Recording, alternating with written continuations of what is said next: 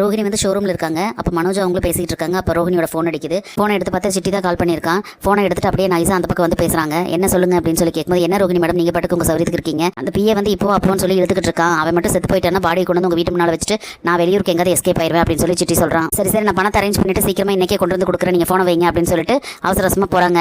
போய் பேக் எடுத்துட்டு கிளம்புறாங்க. உடனே மனோஜ் இருந்துட்டு, என்ன ரோஹிணி இப்பதான் வந்து எங்கேயோ போற அப்படின்னு சொல்லி கேட்கும்போது, இல்ல ஒரு கிளைண்ட் கால் பண்ணாங்க, அதனால அவங்க பாக்குறதுக்காக நான் போறேன் அப்படின்னு சொல்லிட்டு அவசரமா போறாங்க. வெளியே கிளம்பி போய் ஒரு ஆட்டோ பிடிச்சிட்டு அப்படியே போயிட்டு இருக்காங்க. போக போக யோசிச்சுட்டே போறவங்க வந்து அப்படியே ஒரு பெரிய ஹோட்டலா பார்த்து நிறுத்தி அங்க போய் நல்ல பிரியாணி எல்லாம் நிறைய வாங்கிக்கிறாங்க. வாங்கிட்டு நேரா பார்வதியோட வீட்டுக்கு போறாங்க. ரோஹிணி வந்து பார்வதியோட வீட்டுக்குள்ள போனோன்னு விஜயா வந்து அவங்கள பாத்துறாங்க. வா ரோஹிணி, என்ன இவ்வளவு தூரம் அப்படின்னு சொல்லி கேட்கறாங்க.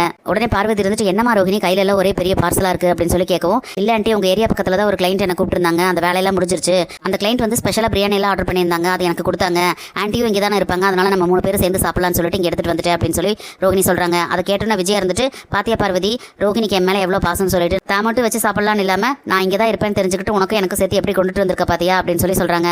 ஆமாமா, உன் மருமகளுக்கு வந்து உன் மேலே ரொம்ப பாசம் தான் அப்படின்னு சொல்லிட்டு பார்வதி சொல்றாங்க. சரி வாங்க ஆண்டி சாப்பிடலாம் அப்படின்னு சொல்லிட்டு சொல்றாங்க.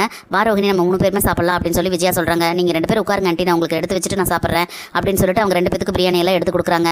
அவங்க 2 பேரும் சாப்பிட ஆரம்பிச்சிடறாங்க. இதுதான் சான்ஸ்னு சொல்லிட்டு ஒரு ஃபோன் கால் வந்த மாதிரி ஆக்டிங் விட்டுட்டு, ஃபோன் வருது ஆண்டி, நீங்க சாப்பிட்டு இருங்க, நான் பேசிட்டு வந்துடுறேன் அப்படின்னு சொல்லிட்டு அலங்காப்பில் ஒரு நைஸா எஸ்கேப் ஆகுறாங்க.